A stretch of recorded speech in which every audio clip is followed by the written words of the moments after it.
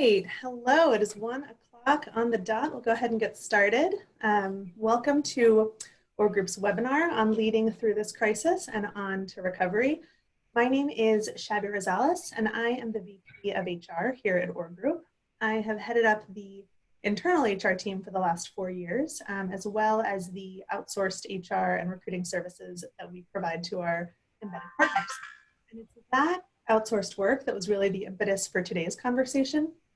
In addition to the breadth of experience of this group of panelists, what we share just from our own work history, we also all actively serve in leadership roles at different organizations, and we're all facing into the really serious decisions and tough conversations that are happening around virtual boardrooms all over the country. So the intent of this conversation is to help frame the thinking around how to navigate and maneuver through these issues. And so we're going to spend some time walking through the different stages of crisis generally, with a view on where we think we are right at this point, on how to effectively lead through and out of it. I'm joined by 3 amazing colleagues, all members of the senior leadership team at Org Group. First is the man that needs no introduction, though I will attempt to do some justice here. Steve Orr is our CEO and managing partner. He and his wife, Carol, founded Org Group. It was then called OAI nearly 30 years ago, I think we're at 29 years now at this point, after a thriving career on Wall Street with Goldman Sachs. He's seen his fair share of crises through the years and has an incredible lens on what CEOs face, specifically how to communicate intention and direction to board members. So I think that'll be really interesting. Next up is Craig Shelley, Managing Director with Org Group. He's been with us for the last 7 years, following a long tenure of leading the development effort at Boy Scouts of America. He's an incredible strategic mind and thought leader. You've probably seen his work published across a number of different mediums, and he hosts many speaking engagements as well. He's held so many leadership roles across different organizations that he has really developed a strong view into the methodologies that work and are most effective. So I'm very, very interested to see what he'll say to all of my very fascinating questions, I'm sure. And then last, but certainly not least, is Katie Moore. She's a recent addition to the team. She joined us about a year ago as our senior director in the DC office. Katie's entire career has been focused on philanthropy and helping foundations, corporations, and high net worth donors invest in their communities. So before coming to Org Group, she sat at the center of DC's philanthropic community as managing director of the Washington Regional Association of Grantmakers. It's quite the mouthful.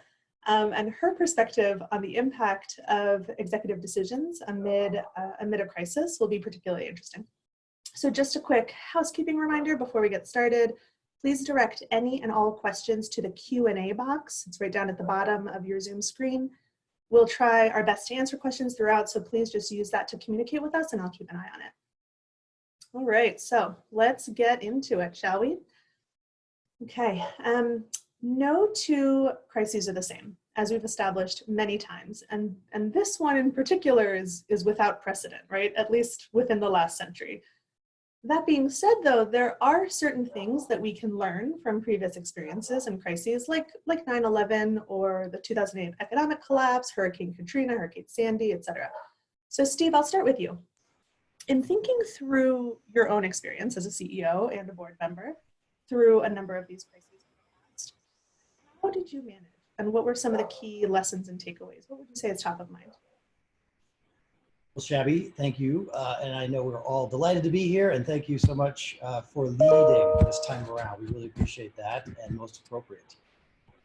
Yes, we'll come at this from, I'm going to speak from the point of view of a CEO, which of course I am at Org Group. I also have been the CEO or the executive director of 5 nonprofits over the course, because as a business, that's what we can do, to step in as the leader of an organization. And so I have led during moments like this actually several times, and it's never easy. I would never say that, but there are certain lessons to be learned as a leader. So I'm going to try to speak not only to the executive directors out there who are listening, but also, as Shabby said, each one of us certainly, and I think probably most of you, are in leadership positions every day. And so these traits are common and I think should be practiced by everyone. So first is transparency. I am big on transparency. I think it's because I'm from Michigan and we always tell the truth there. But I think it's extremely important at a time like this, but most times, to really tell it like it is. To say, folks, this is what's happening. It's a crazy time. We're all feeling it. It's stressful. And in all honesty, we're going to have to make changes as an organization that may or may not impact you, but we'll be very clear about the steps we're going to take and the actions that we feel are necessary, and we'll explain why. Transparency shortcuts the circuit to nervousness and unexpected outcomes and all of the bad things that can and sometimes do happen at moments like this. So transparency, number one. Number two, as a leader, I really believe strongly you have to lead by example. So what do I mean by that? If we are asking, our staffs to do things like take salary cuts, go on a furlough, work extra hours, make a lot of outreach calls to donors or to other, stakeholders, we must be leading by doing that ourselves. I think it's critical. So I find myself in an aggressive, outward going position all the time of doing just that. And I will leave it to others to judge as to whether I'm successful at doing that or not. But I think that's key. So number two is lead by example. Number three, to simplify it, would be lead with a vision. That's kind of a cliche-ish and it's kind of easy to say, but it's very, very important. What I mean by that is set the context. Folks, we're in a difficult time. This is a crisis. Call it what it is. It will mean change. We're not exactly sure what that change will be, but here's my vision for where we're going. We're still on a similar mission. We're still trying to get from point A to point Z.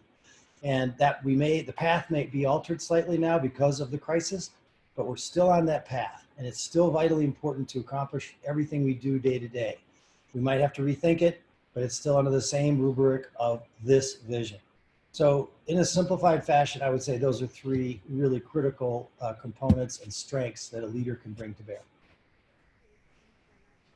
And something that you touched on, I want to pinpoint that for just a minute. So organizations across the country are facing a downturn in revenue generation, depending on what their program is, and a steep sort of uphill climb in fundraising activity, primarily those groups that relied heavily on event revenue to meet their targets. We've seen many responses that vary based on factors like available reserves or overall risk tolerance, et cetera. I mean, our own clients are dealing with this very issue, some needing to make draconian cost-cutting measures, others taking sort of less severe routes.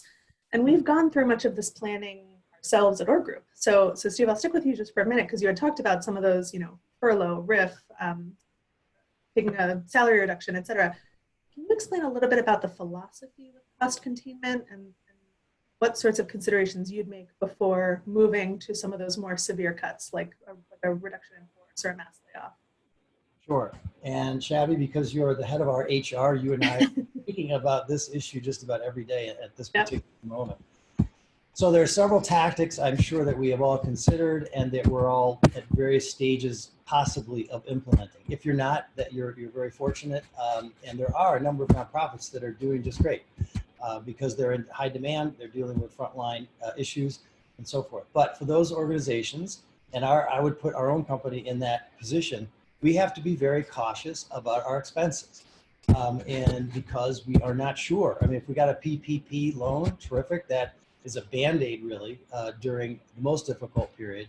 But guess what? The summer's coming and then the fall is coming. And if this thing, if the economy revives and we go back to normal, great. If the virus suddenly goes away, but I don't think anybody's predicting that. So there are a lot of actions and a lot of philosophies that one can use. And I won't have time to go through them all, but and I want other colleagues of mine to comment on these as well. But some of the things we've done is actually tried as hard as we can to hold on to staff members. I mean, our business is made up of high quality people. That is our strength, period.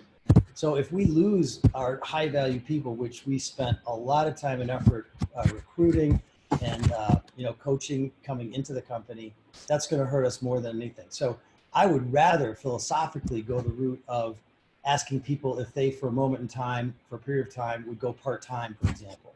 So we can get some of them, but obviously we can't fill their book, as it were.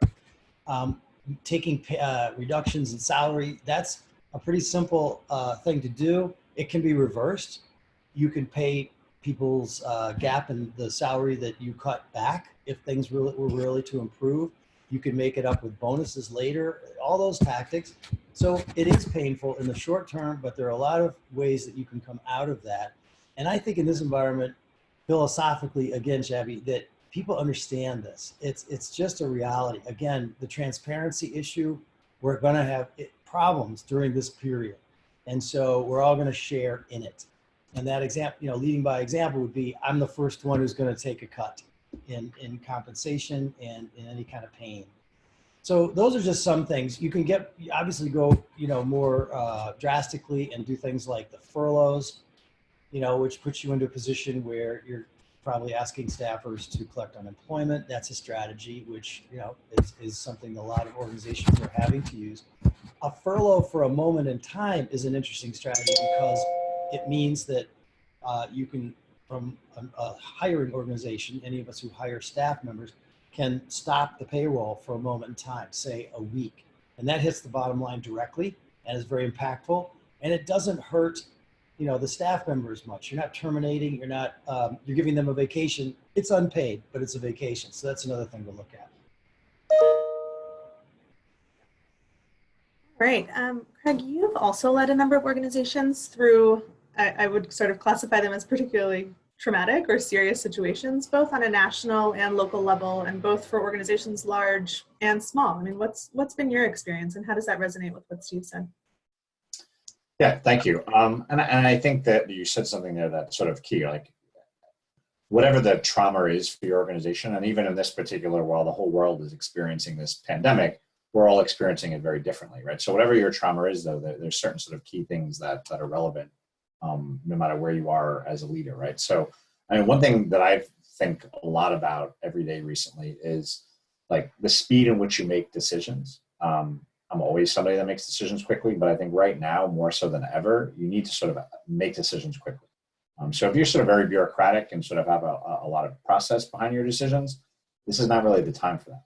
But that said, I'm not at all saying that, that excuses you from sort of thinking through the long-term ramifications of your decision or, sort of collaborating as you make that decision, right? So you have to sort of decide quickly that you need to do something, but then actually be very deliberate in how you implement it. So like some of the things that Steve was talking about, right? So you can decide quickly that you need to that you need to reduce your expenses, but then be very deliberate about how you do that, right? So particularly if you're going to do it with personnel, does it make sense to do some of the things that Steve was talking about? Or does it make sense, and sometimes it does, we all know this, to kind of look at, I have some people that were kind of on the bubble anyway. Is this an opportunity for me to kind of cull a little bit of my talent too, right? So you have to think through that on every decision. What's going to help me today? Save money. What's going to help me long-term? Give me the right team and the right culture. And in terms of collaboration, I think now in terms of like CEOs have become sort of collaborators in chief, right? So when I started working 20 years ago, the CEO just sort of came out of his office, made a bold pronouncement and said, this is what we're going to do. And we all did it. Steve would love for that to happen, but that doesn't happen. He comes out, he announces things, we go, yeah, whatever. And then, you have to work with everybody together to sort of come to an agreement. But I think that goes for leaders at any level.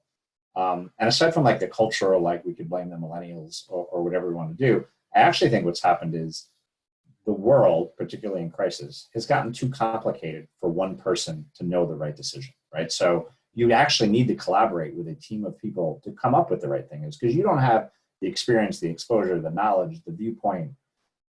You don't have it all. You don't have enough. So I think more than ever, you need to collaborate. Now, I'm saying work fast, collaborate.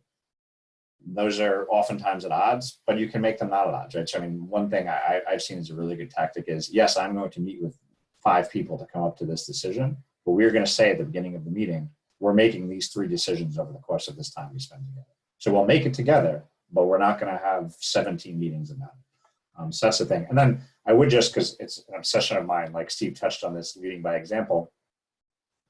I've always told people, like, I'll never ask you to do something that, I haven't done or I wouldn't do.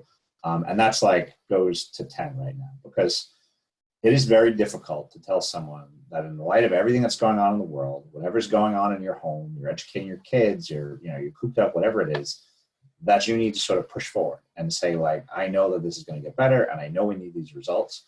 So you have to lead by example. I could say that all day long. But what I do is I come in, I sit in this little box all day, and I work my butt off. And if I say we need to outreach to people, I'm going to show you that I am out there every day talking to people, illustrating that behavior. So yeah, I think those are sort of the things that sort of I think of very quickly when I think about sort of how I lead right now. And in a lot of ways, it's like things you always do, but you sort of emphasize them a lot more in a time of crisis like this. Got it. Okay, good. Very helpful. And Katie, I want to pull you in here. I mean, as I mentioned before, I think you have a particularly interesting perspective on this, having formerly served on the funding side. So from your perspective, how do funders view the changes that organizations are needing to make right at this moment? And how should leaders of these organizations, like, what should they keep in mind when considering their moves and how to communicate them? Thanks, Shabby. So funders are also thinking in the short, medium, and long term right now, right? So, short term, they're mobilizing emergency funding, especially to those frontline organizations. They're removing or loosening grant restrictions, trying to make it as easy as possible right now in the current crisis for their nonprofit partners to be really responsive and react to the current crisis. Then in the midterm, they're thinking about providing funding and thought partnership to their nonprofit partners to help shift programming to a physically distanced reality or a virtual environment. So it's like immediately shore up, then how can we shift to a new reality? And longer term, funders are considering things like increasing their traditional 5% payout. Like, how can they really dig deeper to support the nonprofit partners and the increased need that's going on? I think that we're also going to see funders exploring how to address the really deep inequities that have been revealed by this pandemic across income, race, geography, and more. So that's something that's just kind of, I think, in the forefront of funders' minds as they look for long term. But ultimately, I think funders are really looking for nonprofit partners right now, and those nonprofit partners who are doing this will really stick long term, who are exhibiting creativity and fortitude during this crisis. Those are the folks that are really going to rise to the top and become favorites as part of a funder's portfolio. Funders want to invest in partners who are strong, have resilient leaders, and organizations who are addressing the current crisis while also thinking really proactively about the future. So be in the moment, take care of your team, take care of your constituencies, take care of your community, but also always keep an eye out for the future and how to position yourself right now to make sure that your organization can address the current crisis, but also come out of this bigger, a better and well-positioned to hit the ground running as soon as recovery starts to happen. Thank you. Great. And I'll pitch this to Steve, but I think it might be interesting for everyone to sort of share what their thoughts are in communicating these decisions to the board, right? So thinking like on the funding side is one thing, thinking internally is one thing, but when you need to communicate the decisions that you're making to your board, what is the most effective thing that you need to relay? How would you prioritize the messaging? And like, what is top of mind for them? So Steve, I'll start with you, but I'd be curious to hear everyone's thoughts on that. Well, because I have been the ED of 5 different nonprofit organizations, it is vital that you are in touch on all these issues with your board, of course. But the number one issue, I think, if you challenge me to think about that, is they're going to be worried about expenses. They're going to be worried about, can we make it through the year? Do we have enough in reserve? Are you spending too much? So, I've been under pressure a number of times to take a fresh look at that budget, cut 20%, cut 40%, whatever it would be. So, I think as with most things with board members, you want to go for opinion leaders and you want to have a view and have a vision and be responsive, of course, to what their concerns are, but you want to also have your own view and you want to sell it. And you want to start with building a consensus. So start with people who you think are smart and might agree with you. That's always nice. But try to move from there, to creating a view that coincides with what you probably know a lot more about in terms of the organization than they do. So let's always recall that a board, can way overstep their bounds, particularly the largest donor in the room. So, we have to be cautious about those kinds of things. So that's a lot of the talent, I would say, that an executive director has to bring to bear in a situation like that. Thank you. All right, let's pivot to the broader topic that we face as leaders in this moment, and that is change management. This is a critical time for everyone as we navigate through the new normal environment. and into what will hopefully soon be a recovery period, both professionally and personally. Crisis comms, I think in particular, is of utmost importance. And I'm sure we're all familiar with the significance of like PR and external crisis comms at an organizational level, but I think what carries equal weight, and I say this as an HR person, I think what carries equal weight in terms of leadership is the people management aspect of it, of the narrative that's being crafted internally.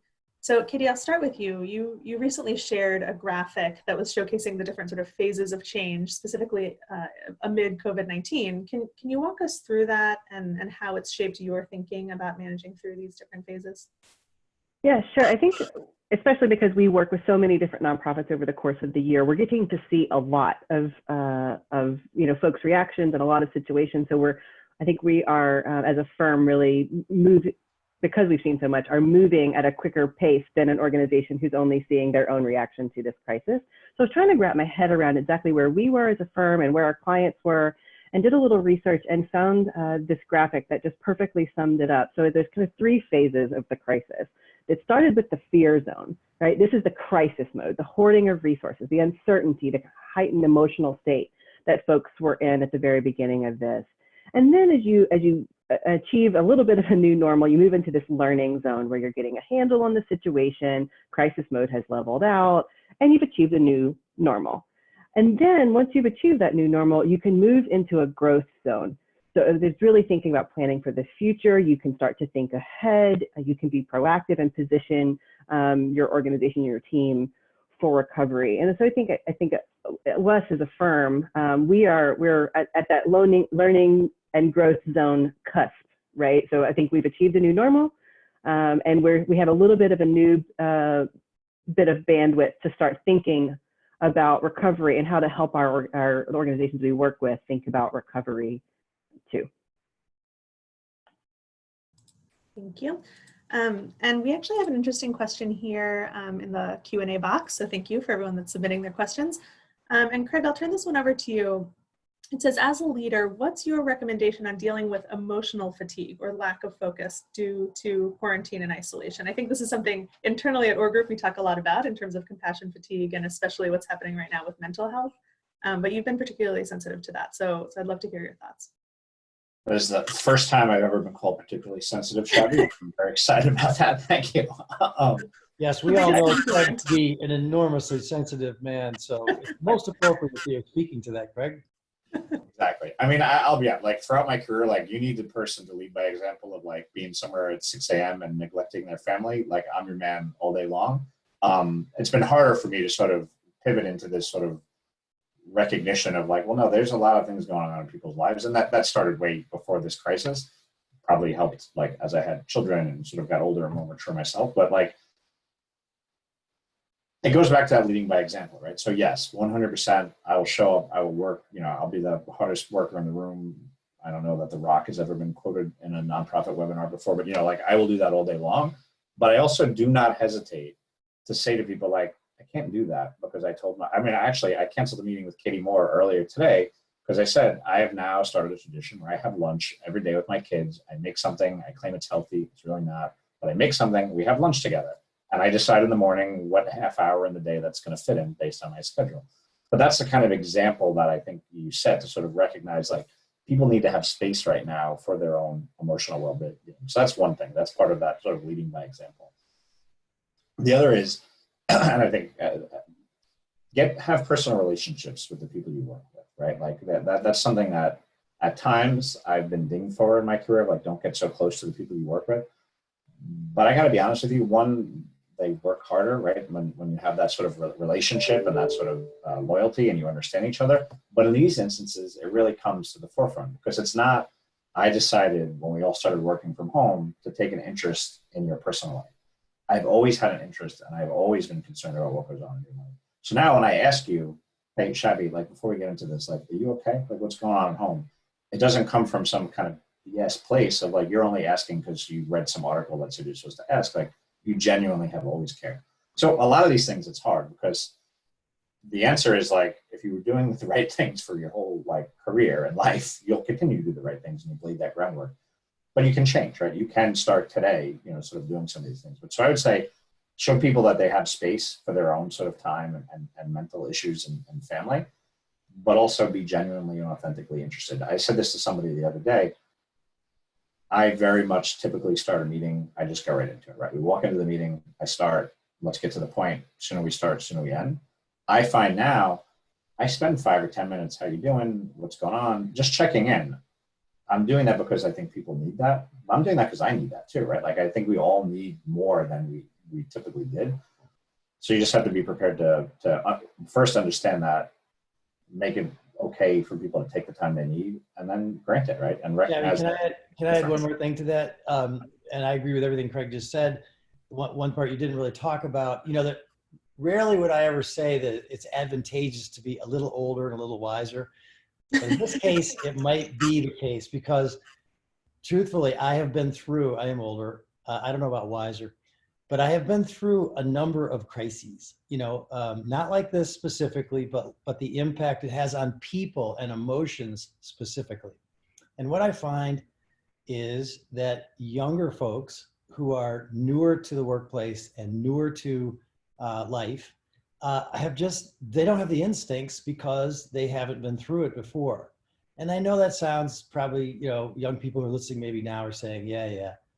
But I found it's absolutely true. So now that's not to say that older folks can't freak out either as well, but I just, there's a sense I have, having seen this story unfold as it impacts our businesses and the folks that we serve.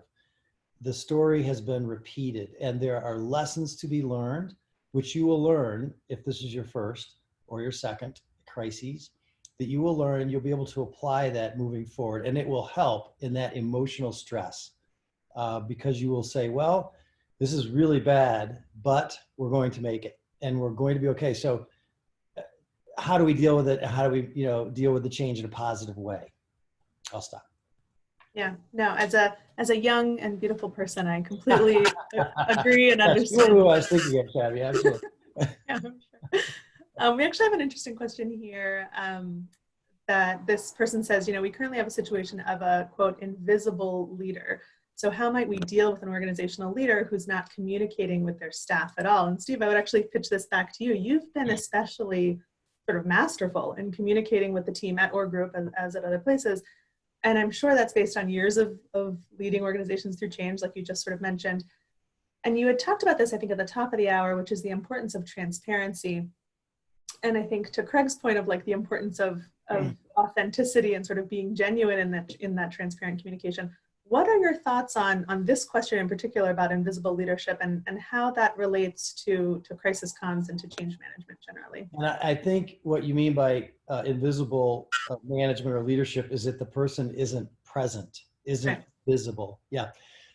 Well, we're all sitting here on Zoom, and Zoom is an incredibly powerful vehicle. It would, if you're in a room, obviously the fact that the leader is there and hopefully speaking and helping guide the meeting, that would be an example of how one should probably be leading. I'll just say how I do it. I try to attend every staff meeting that we have, and at Org Group, Shabby leads this. She really goes to the nth degree on pulling folks together as often as possible. I mean, we're all sitting at home, if for those who are sitting at home alone, it's very lonely. We're still all working very hard, but the fact that, we come together, even if we're just working side by side and not even talking, which Shabby, you do from time to time, I try to attend as many of those as possible just to be present, not to always lead it, not to always be even speaking in the meeting, although I usually end up doing at some level, but, just being present, being part of the conversation, feeling and understanding what people are saying. And Shabby, you've done something really great in our company that I would strongly encourage everybody to do. In the beginning, every single day, we would get on for 15 or 30 minutes and just do silly stuff. Someone has a dog at home or a art form behind them that no one's seen, and we just talk about it, or we play a silly game. Well, I have been part of every single one of those because I think it's really important for the leader to be visible. So in your case, you don't have a leader, that person doesn't tend to value that. It's very challenging. Someone else should step up and be that visible person. You could double team that. But trust me, people in companies, we have, 55, 60 people. they want to see and hear from the leader at moments like this because of all those things I talked about in the very beginning. So that's the way I would react to that. I think this also goes back to, oh, go ahead. I was saying, so specific to your question, like, so like, you can't force your leader to do that. Right. That's a problem. But like, what I would say is, to Steve's point, you don't have to wait for permission, right? Nobody elects leaders in most teams, right? Somebody sort of comes to the front on their own. So lead your piece of it if that's all you can lead. Help somebody else lead the rest of it if there's a way to do that. But just look at the 4 people that are closest to you and be like, well, I'm going to be the visible leader for these people if that's what it takes. Right, exactly. I was just going to say that calls back to, I think it was a conversation we were having yesterday about elevating the voices of lay leaders around the organization. Like, leadership is born in times of crisis. And I think this is one of those things where you're going to see real fast and furious who is going to rise to the occasion to meet this. Katie, I saw you come off mute. I didn't know if you wanted to share something too. That's exactly what I was going to say, actually. You don't have to wait for position power to step up to provide vision, a plan. Folks will follow anybody that has a clear plan that makes sense, and making sure that everyone knows their role as part of that plan. It gives people purpose, it gives people hope, it gives people things to focus on beyond the crisis. And so, I mean, I think that no matter where you sit within the organization, you can be a leader. Just take, provide the vision and provide the plan and move forward with it, as long as it, makes sense for your organization. Yep, absolutely. Something that's come up a few times over the past few weeks is maintaining a strong sort of culture of philanthropy while working with virtual teams. So Craig, I'll actually pitch this one over to you. How would you recommend leaders continue fostering that sense of cohesion remotely? I mean, it's the same sort of management leadership issue in some ways we've talked about a few times, right? Like that being present, being active. I think you have to do more of it than you ever have before. But as you sort of get specific to a culture of philanthropy, I think it's one, not apologizing for your mission, right? Putting it at the center of the things you're talking about. So there's a question in the box, which maybe we'll get to, but around like, how do I make what I do compelling? Like, I raise money for this crippling disease. There are people dying. I mean, 7 weeks ago, and I can't believe I now have to say 7 weeks ago, 7 weeks ago before this started, what you did was important. Unless something has made it less important or unimportant, it remains important. So one, center on that. What you're doing is important. You have an obligation to go out and raise money to support that. The world, the world spins on. Things are different. But if that's important, you need to be focused on that and raising money for it. Mm-hmm. Two, I think more than ever, I've always been a fan of like managing to metrics on fundraisers, like what's your meetings, what's your activity, what's your contact.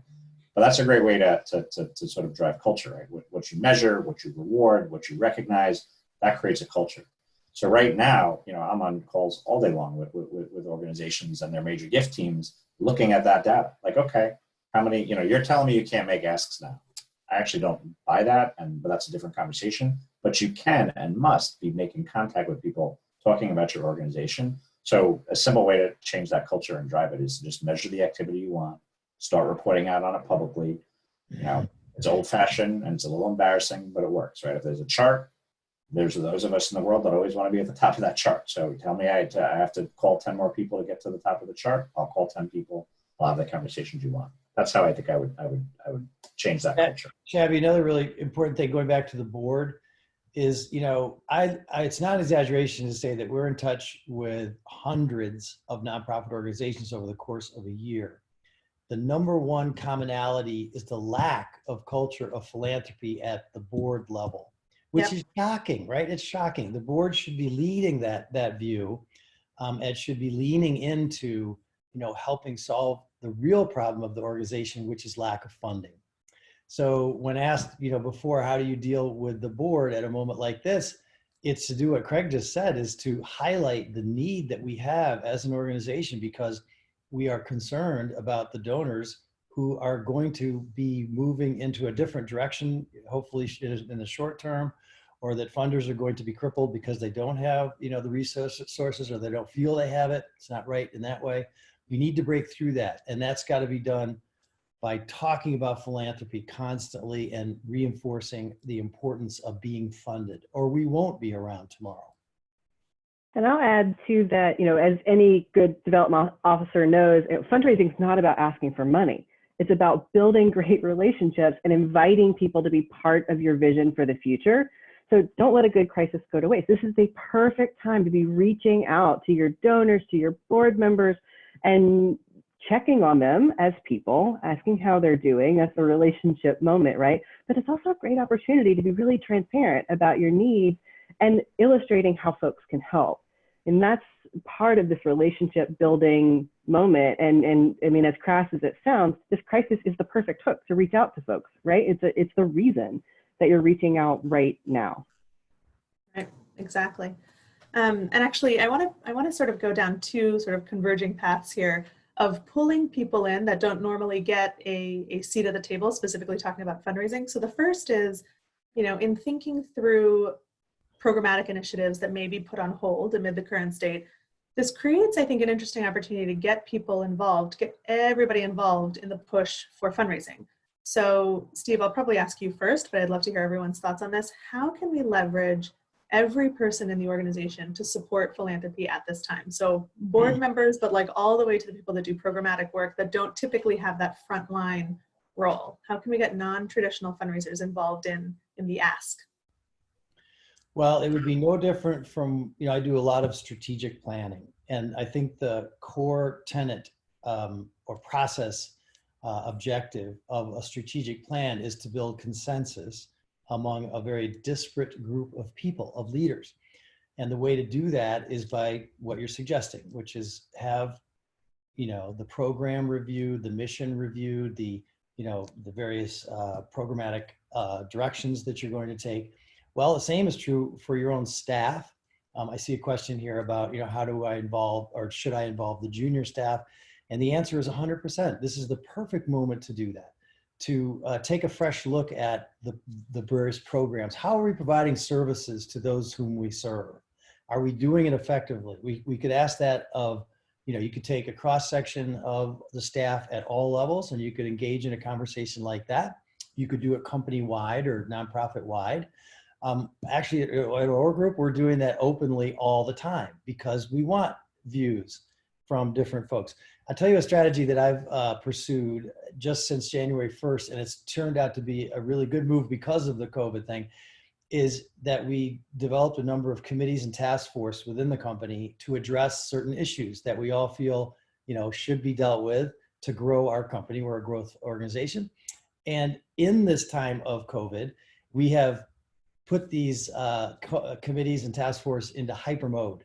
There's a little extra time, there's a little extra thinking moment, and just Shabby, the premise of the question, how do we keep everybody engaged and super involved? And everybody is signed up for these various committees and engagements, and it enables them then a cross section of the company on every topic to fully engage. And back to my own position, I try to attend every one of those if I can. I cannot obviously all the time. But I think just, being on the video and participating occasionally is really important. Yeah, and Katie, we were just actually talking about this, I think 2 hours ago in terms of thinking through business development. I would say the same thing about fundraising and development is like, how do you get people at all levels engaged and involved? And I think it probably starts with strategy, but do you want to talk a little bit about that and sort of what our thinking was? Yeah, for sure. We're actually talking internally about what a perfect time this is, especially as folks reach a new normal, as we were talking about the phases of this crisis. As you reach this kind of new normal and you start leaning into the growth mode, now is a brilliant time to be planning, to get your ducks in a row, to be well positioned as an organization for when recovery does happen, you can hit the pavement and you're ready to go, right? You've got a plan in place, you've got your team on board, everyone knows their role towards this larger goal. The fall could be really great for those organizations who have taken the time now to think about the future and plan and gotten all of the, every level of the organization involved with that planning, and everyone knows what their role is.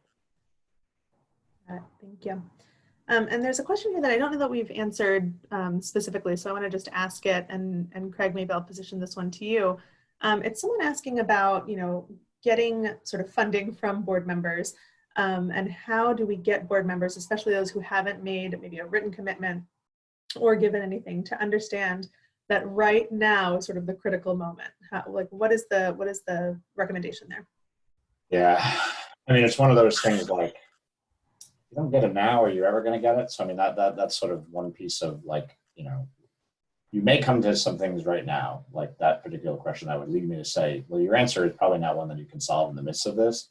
But if you had any doubt that you needed to start a concerted effort to sort of change over your board with a different sort of philosophy, this is it, right? So when you come out of this, that needs to be a big focus. But in the short term, it's the same sorts of, well, let me back up. The best way to get boards to give is when they first come on, it's very clear and understood that they're going to be asked to give, how much what the expectation is, and all of those things. So that's it. But that ship has sailed, right? I read that question as well. It was a founders board. It's very collegial, very smart, very talented. So you have to deal with what you have, right? So one, let's recognize boards do lots of other things besides give money that have tremendous value. That's great. I have to remind myself of that sometimes. I'm a fundraiser. I want them to give. Right now, you need them to give. So I think it's what I do when I try and get the boards to give more or just give, period. I start with who I think the most influential people, right? So look at that board. Who are the people that are really the sort of trend setter? It might be the chair. It might not be. Get them on your side. Persuade them that this is important. Persuade them to make a gift. Persuade them to let you tell everyone else that you've made a gift, that they've made a gift. And you don't have to say, all right, Craig has given $1,000 or whatever it is. But what I like to do is I put people sort of in categories, sort of almost like you would in an annual report. It's an honor roll. You sort of list out to the board, this is everybody who's given. We want to recognize them. They're in categories. I remember that I did this with the board, it's got to be 10 years ago. But I drove out of the meeting, and I did it because I wanted people to give more money. I wanted them to see that their peers were giving more money. By the time I had driven from the meeting to my office, I had gotten 4 calls of people increasing their gift because they saw their peers giving more, right? They saw that their peers were doing this and they weren't. Everyone benchmarks against who their peers are on the board. So I think you have to get the people that everyone are going to benchmark against to do something, then share it in some public way that gets the rest of them to be like, ooh, I need to sort of step up and do something as well. That's about the best way to solve that. But I'd also say, don't kill yourself getting to 100, right? You're probably only going to get, if you're at 25, if you got to 75%, hey, victory, pat yourself on the back, right? So I think it's there's relative sort of movement on that scale of how you do it. Yeah, thank you. And there's a question here about, how can you deal with a leader whose sort of response mechanism of dealing with anxiety is by increasing sort of power and control and sort of creating trust issues among the team? How do we deal with that? So I think we see that when we go and work at other organizations and have to be involved in their leadership teams. I mean, how do we mitigate that response mechanism, and what would our recommendation be for people that are sitting in those same situations? Steve, I'll probably pitch that one over to you to start, and then I'd love to hear everyone's perspective on it. I was thinking we should share the number of one of our therapists. How about that? So maybe the first thing to do is to understand that in crises, and I've seen it in everyone, including myself, there are moments where you just freak out. I mean, this is really dangerous. It's impacting my family. It's impacting my colleagues. I have no control over this. It's an invisible threat. So sure, I mean, everyone has that anxiety. So leaders, I could tell you as a leader, it's hard to tamp that down and to portray yourself as a very confident person who doesn't have all the answers, but is willing to talk about everything and willing to sort of jump into the other person's seat and listen, because that's what leaders really should do when it comes down to it. And I do try to do that as much as I can, but it's hard to do that when you're feeling that anxiety yourself. So what do you do if you're on the other side of the seat and you're looking at that leader? I guess it's to first, take a chill pill for a minute and understand this person's simply experiencing what so many of us are. So let's give that person a moment and let them sort of do an exaggerated sense of themselves for a moment. I would hope then that the conversation would pull back into something more normalized and you'd be able to have more of a normal conversation, and try to make decisions. The other recommendation might be to keep it on a factual basis. Try to move along, develop context of why we're here, what we're trying to reach, the decision we're trying to reach, and let's, move down that path. And maybe you can help order the meeting in such a way where it will bring, more common sense methodology to it. Maybe you all have better things that I have on that. I mean, what I keep thinking with some of these questions, which are very much from like somebody that, is like, my boss does X, how do I fix it? Is, well, update your resume and start thinking about finding somewhere else to work. Right? I mean, like there is a point at which like this isn't for everybody, right? There are good leaders and there are bad leaders, and unfortunately, you may be working for a bad leader, and you may need to sort of change that over time. That doesn't help you today, but I think maybe once you come to terms with that, that might help you. Just say like, look, this is only going to get as good as it's going to get. I'll try what Steve said. I'll try and sort of direct the meetings and information sharing better. But if you can acknowledge and be honest that the problem is them and not you, that's sort of the first sort of step. I mean, I always tell people, if you're going to take a job, the most important factors are who you work for, who you work with, and what you work on. There were times in my career where I used to sort of compromise, like, oh, I could get away with one not being there. You know what? You can't. All three of those things you have to really jazz you and you have to feel good about. So if you're not in that situation, that's fine. Like a lot of people are, like half the world isn't. But you can start seeking that situation next. And maybe that helps, like just sort of admitting like, in a year, I'm not going to be here. So I'm just going to have to deal with it until then. Yep, I agree with that. I also think there's this idea of like, if you're sort of perceptive enough or intuitive enough that you can see this, you can see someone's anxiety sort of manifesting in a way that is not sort of productive or helpful. If you have the wherewithal to be able to see that, then like you have all of the control in the world to be able to calibrate your own activity and your own behavior.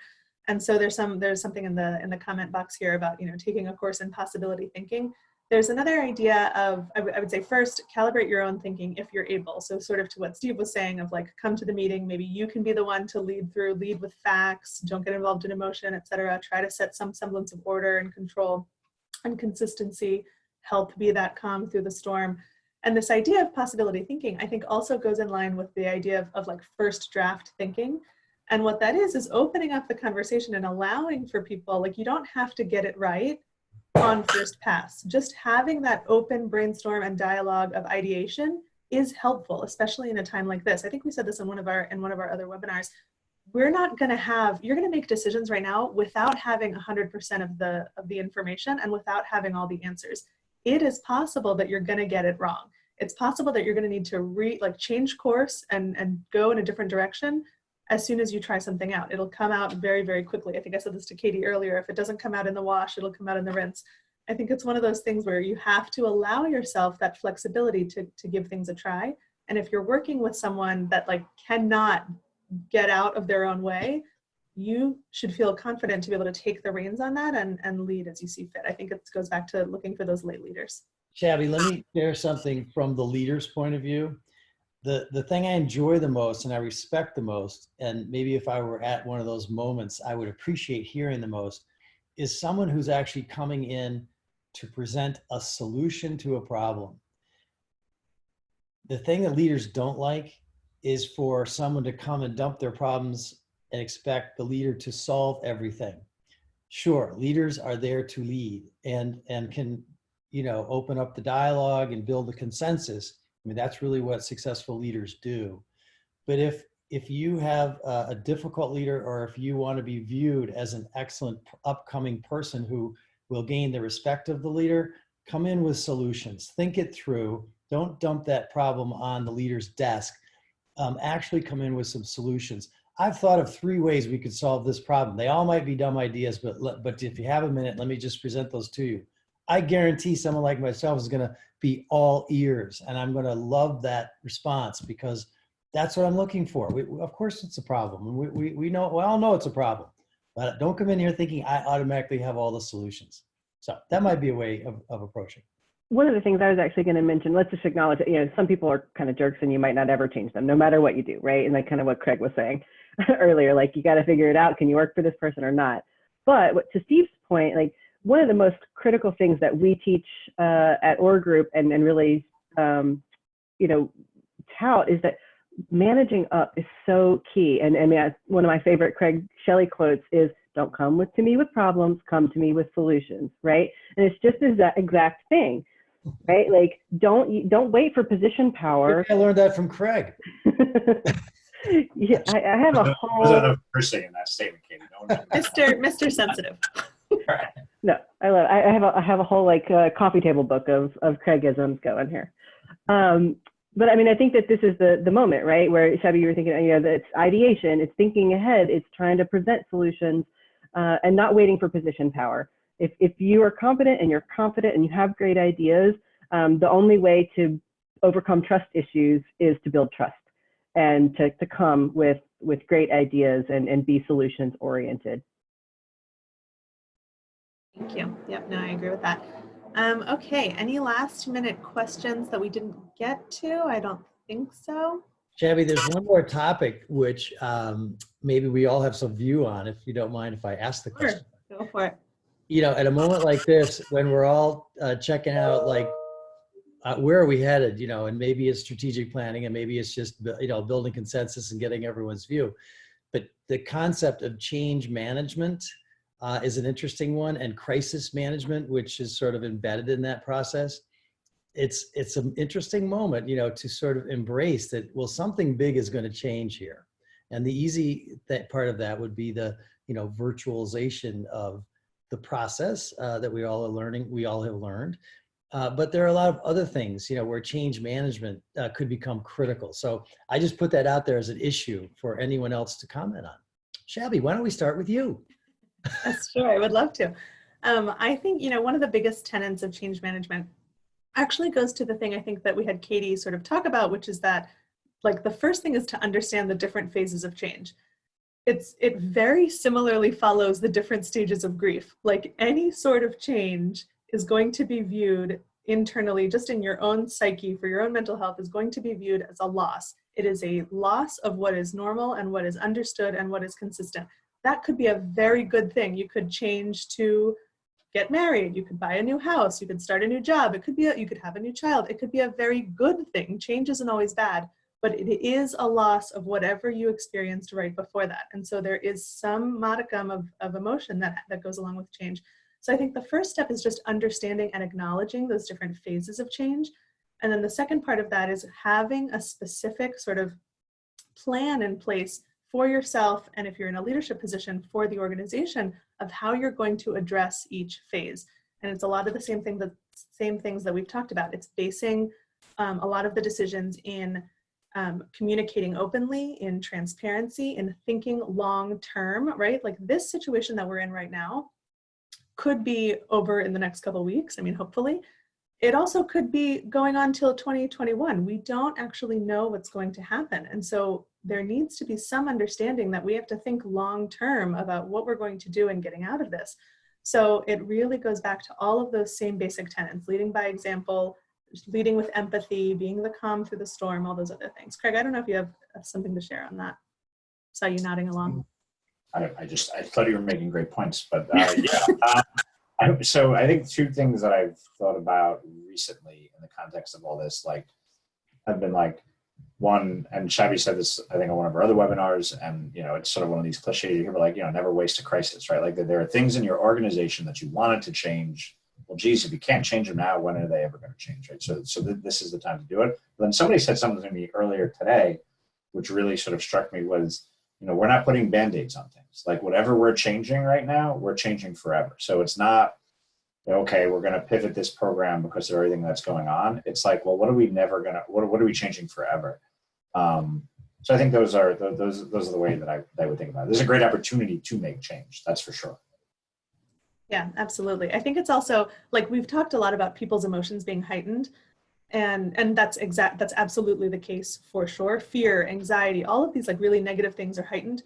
But what is also heightened is the other side of the coin. What's also heightened is creativity and energy and ingenuity, like, all of these different things, and needing to be, like, needing to persevere, needing to be persistent. All of these other things are heightened as well. And so, to exactly, Craig, to your point, if we can focus on those things and be more productive and be more sort of intentional about where we're directing that energy and how we're utilizing it, I think that actually would be the most helpful.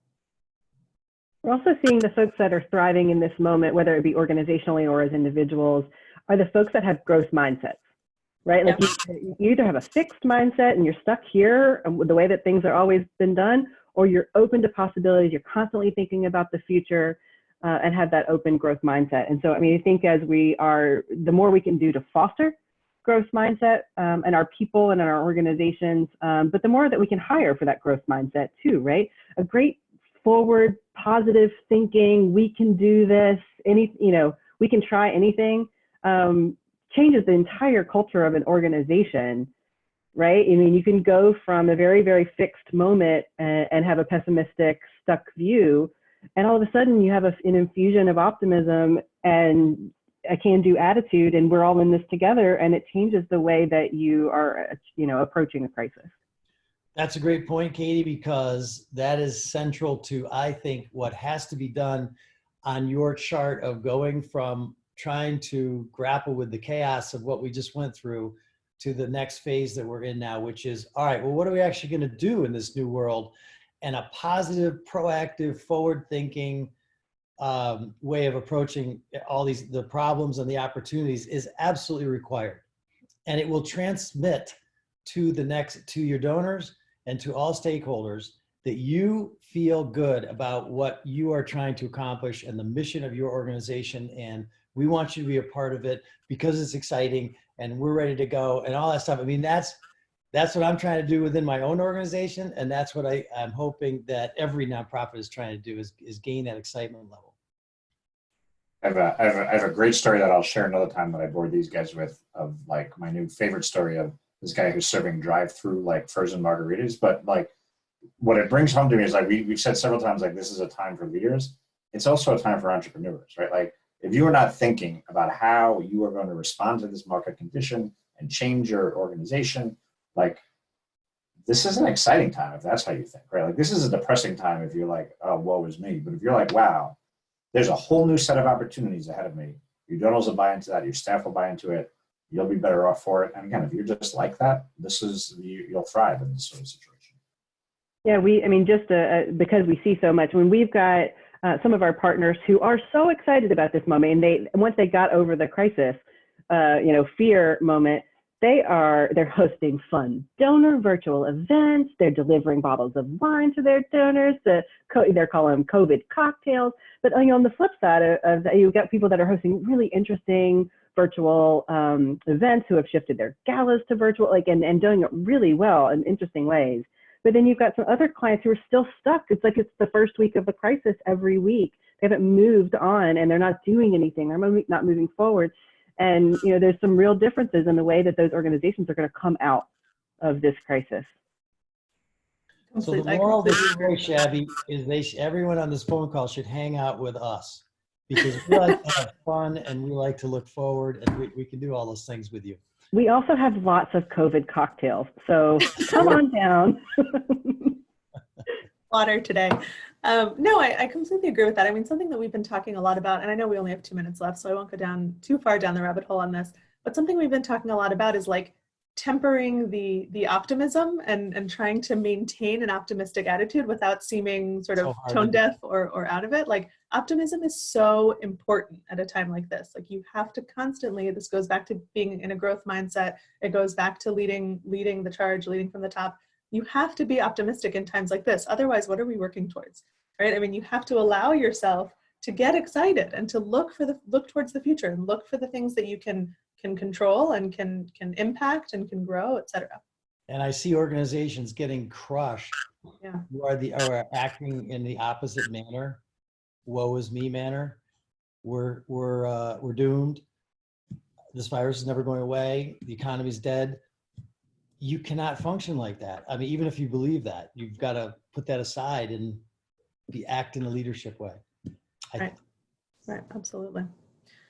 All right, so we have 60 seconds left. I want to thank everyone for joining us today, especially a special thanks to our fine group of panelists. Steve, I'm glad that I had a chance to sit on this side of the discussion. I typically am on the panelist side with you. You did a great job, Shabby. Let me just say, in front of everyone. It's been a lot of fun for sure, but I will gladly hand the reins back for next time. So thank you all. If you have any questions, our information will be shared after this. We'll also send around a quick survey. If you wouldn't mind, please filling it out and letting us know your thoughts and your feedback. We always want to grow and move on and up. So thank you. and stay safe and sane out there.